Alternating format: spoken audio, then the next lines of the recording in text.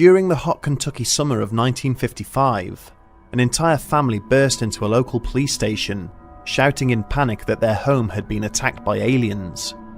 The officer on duty reacted with amusement, but little did he know that what he was now dealing with would become one of the most prolific and well-documented cases of extraterrestrial visitation on record.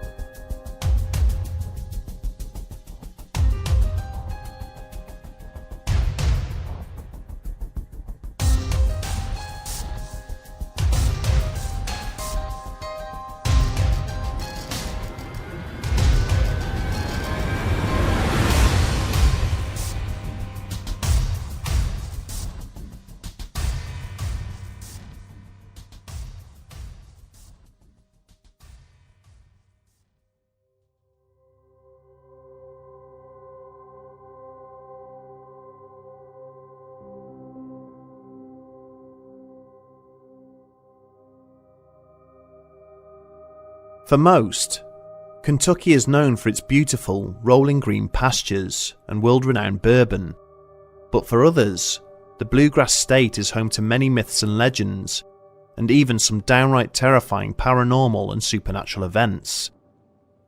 Perhaps one of the oldest is the hillbilly beast, a Bigfoot-like entity which is said to stalk various stretches of woodland. Then there is the Pope Lick creature, otherwise known as the Fisherville Goatman, which haunts a local railway bridge and is often heard mimicking a child's voice, calling out in distress to passers-by. Those who venture forth to investigate are later found dead or disappear completely. One of the lesser-known legends speaks of the Little White Men of Kentucky, which is perhaps closely related to the case we're about to present, and which we will explore further in Part 2. But for now, let us focus on the state's boldest claim to supernatural fame. A case known not just throughout the United States, but the entire world. On the night of the 21st of August 1955, a household situated in the rural stretches between the communities of Kelly and Hopkinsville in Christian County was apparently besieged by strange creatures, the likes of which the residents had never seen before, or for that matter, since. The event itself was witnessed by 11 people, 8 adults and 3 children, and would later involve up to 16 members of various law enforcements, as well as the military. For those immediately affected, the story is one of bewilderment, incredulity, and ultimately, unbridled terror, and is considered by many to be the definitive account of extraterrestrial visitation. More than 60 years later, not one word of these accounts has changed, and it would all play out as follows. Earlier that evening, Billy Ray Taylor, a young man in his early 20s, exited the farmhouse where he was staying with friends and made his way over to the well some 100 yards distant. Despite the heat, the dying light had brought with it a cool breeze, which stirred the leaves and branches of the trees surrounding the property. It was a welcome change from the stifling interior of the household. He and his wife June were visiting friends for the weekend on a much-needed break from work. The house itself belonged to Glennie Langford, who lived there with her 3 younger children. But it was Glennie's older sons from another marriage, Elmer Lucky Sutton and John Charlie J.C. Sutton, with whom he was most acquainted. They were there too with their wives Vera and Aileen. Aileen's brother, O.P. Baker, had also joined the group for supper. In total there had been 11 people, including himself, sitting inside the parlour, and unsurprisingly, the air had become heavy with heat and moisture. When Glennie declared that they had run out of water, Billy Ray had been first to volunteer in fetching some more.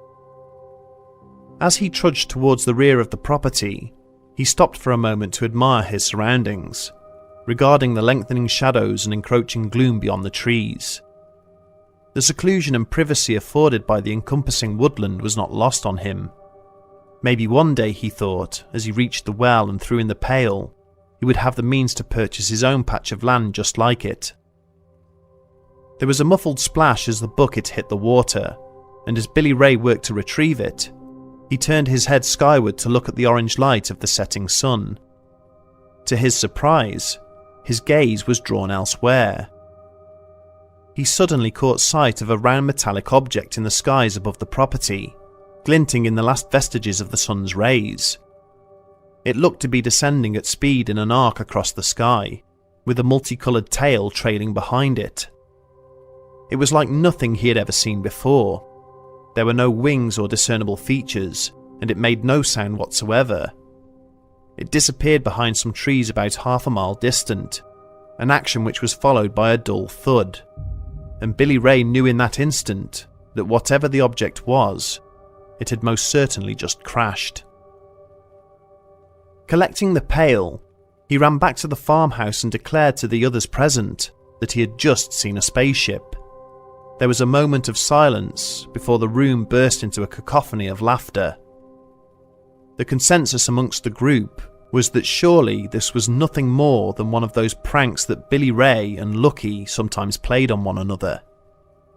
But Billy Ray was not laughing. In fact, he seemed genuinely agitated by what he had just witnessed, and as soon as his companions realised that he was not joking, they tried to reason that maybe he had seen a meteor or shooting star.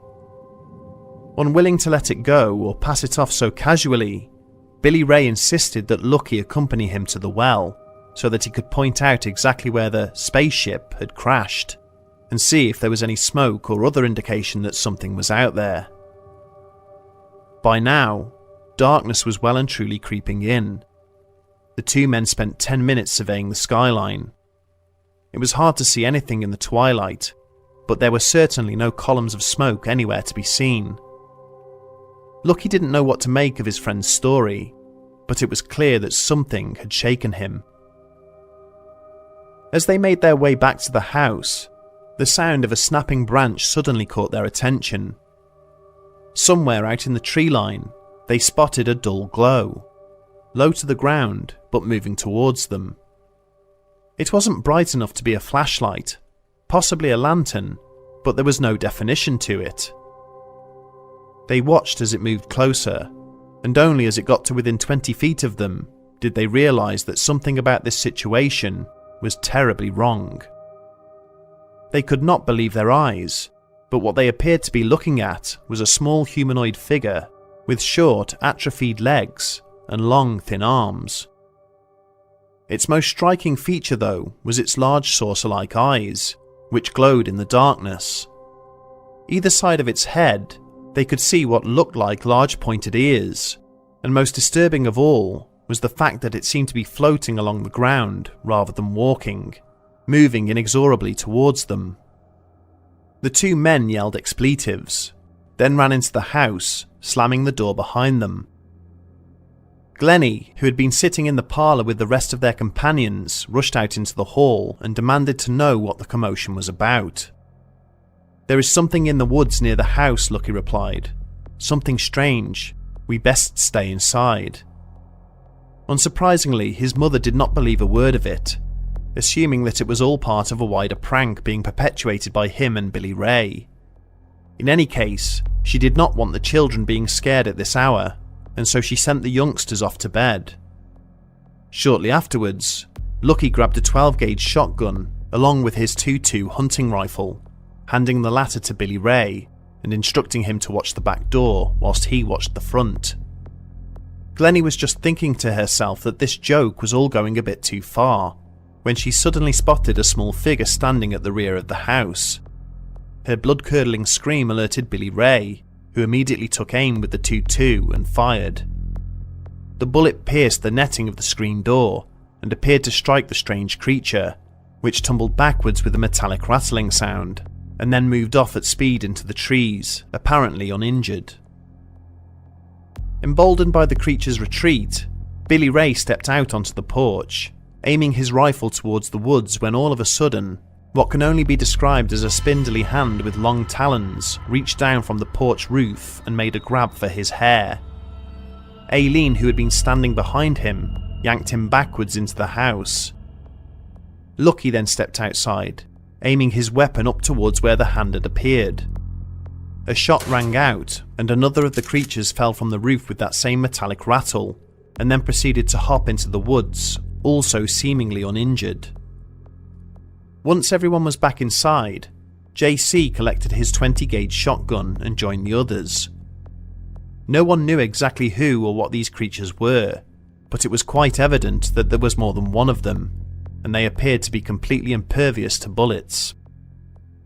Collecting their thoughts, the distraught men and women of the group began to exchange ideas about what they were dealing with. Glennie, who was deeply religious as well as superstitious, questioned whether they might be demons, sent by the devil himself. Lucky wondered if they were the cave goblins which folk in those parts sometimes talked about, whilst Billy Ray believed they had something to do with the object he had seen earlier that evening. Suddenly the air was pierced by a shrill scream, coming from the direction of the children's bedroom. The youngsters had been instructed to remain where they were, but now they came running down the hall, saying that they had seen a strange face with large glowing eyes peering at them through their bedroom window. Lucky asked his mother to take the children into a room at the rear of the house and suggested that JC accompany them. A few minutes later, there was another scream, as one of the strange faces now appeared at the window in the back room. This was followed by another shot and the sound of breaking glass as JC unloaded with his 20 gauge. Once again, the creature simply bounced backwards, unhurt, and scrambled out of sight. Over the course of the next 2 hours, the family would be terrorised by these small entities. Scratching sounds would be heard on the roof, faces would appear at the windows, the family would look outside, only to see a number of them moving about the yard, or perched up in the trees near the house. Although the beings never tried to enter the residence itself, they seemed especially interested in the children, and each time they got too close for comfort, they would be shot at by either Lucky, Billy Ray, or JC. Between the 3 men, they estimated that there were probably 3 or 4 of the strange beings in total, at which they would fire more than 100 shots. At around 11:30 PM, there seemed to be a lull in activity. Thinking that maybe the creatures had left, the family piled into 2 trucks and drove to the police station in Hopkinsville. The desk sergeant on duty didn't know what to make of their story, and at first reacted with mild amusement. Someone was pulling his chain, he thought to himself. Nevertheless, he had no choice but to take the matter seriously. In the back of his mind, he was at least half concerned that a gun battle might have taken place between local residents, and arranged for the immediate dispatch of officers to the scene. In all, 4 city police, 5 state troopers, 3 deputy sheriffs, and 4 military police from nearby Fort Campbell arrived on the scene at the Sutton farmhouse. They found extensive damage to the property in the form of bullet holes, screen doors which had been peppered with gunfire, windows which had been blasted through, and shot which was found embedded in the frames of doors and windows. Littered around the home were various shell casings. It was quite evident that something significant had taken place, but a wider inspection of the property yielded little evidence. One officer noticed something glowing in the distant trees, but a search of that area returned nothing. At a spot where Lucky had apparently shot one of the beings, officers found a stain that gave off an odd sheen when viewed from a certain angle, but there was nothing really to collect or sample. It appeared the creatures, whatever they were, had left. The family were interviewed at length, and all gave the same consistent account of the night's events, as well as uncannily similar descriptions of the entities that had besieged the farmhouse. Neighbours also somewhat corroborated their story, saying they had seen strange lights in the woods, and assumed it was the Suttons looking for one of their pigs that had escaped.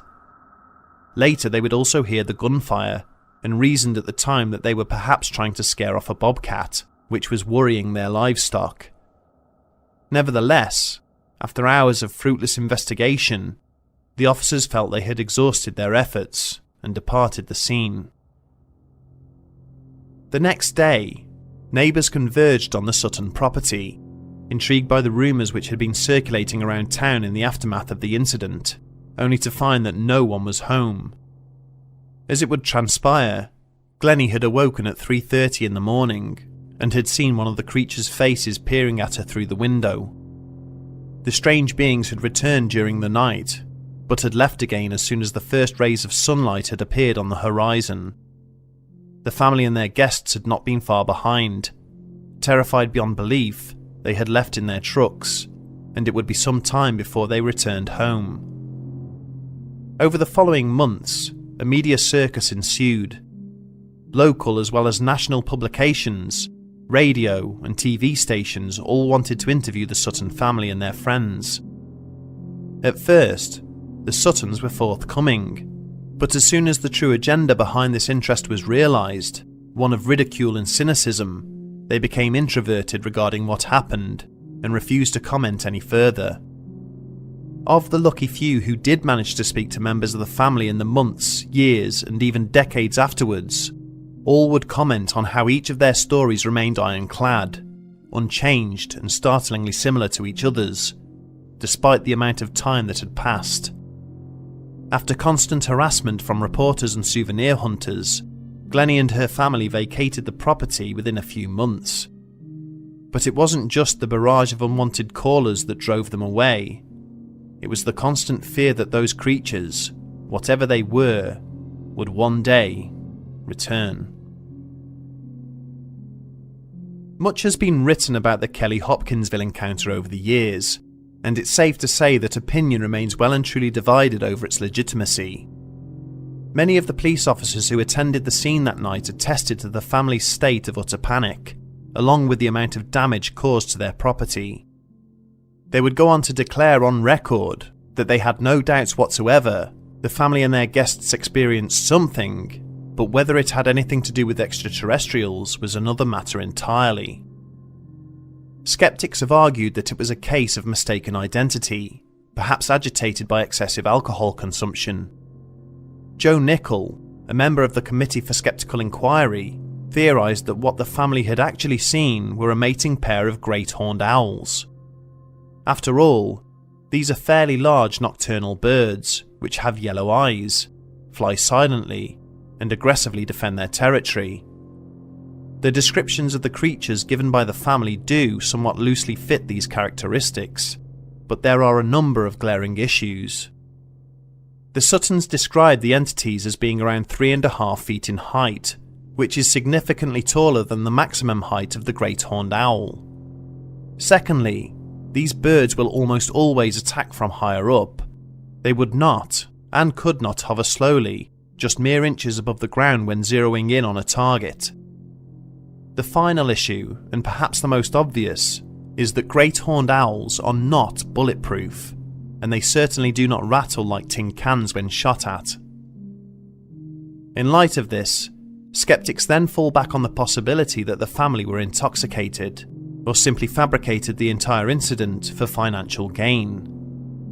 Police found no evidence whatsoever that the Suttons or their guests had been drinking alcohol on the night in question, and they also doubted that a relatively poor family would destroy their own property as part of a hoax. They never made any real money from their story, even though they had ample opportunity to, and the repair costs would have created an extra burden, which they simply did not need. However, there were accounts of people being charged a fee to enter the property in the wake of the incident, which the Suttons readily admitted to, and stated that it was their way of deterring unwanted visitors. Whilst the story seems highly fantastical, so many of the family's friends, acquaintances and neighbours vouched for their integrity in the years following the encounter, stating that it would have been completely out of character for any of them to perpetuate a hoax of this magnitude. Not one of them sought the spotlight, and in fact, they shied away from fame and fortune altogether. They have always maintained that they were the reluctant victims of something they were never able to fully understand, and that the less they had to do with it, the better. As it would turn out, a little-known case which occurred in the spring of 2012 would seemingly corroborate the Suttons' tale, and leave the rest of us asking if the Kentucky Goblins had returned.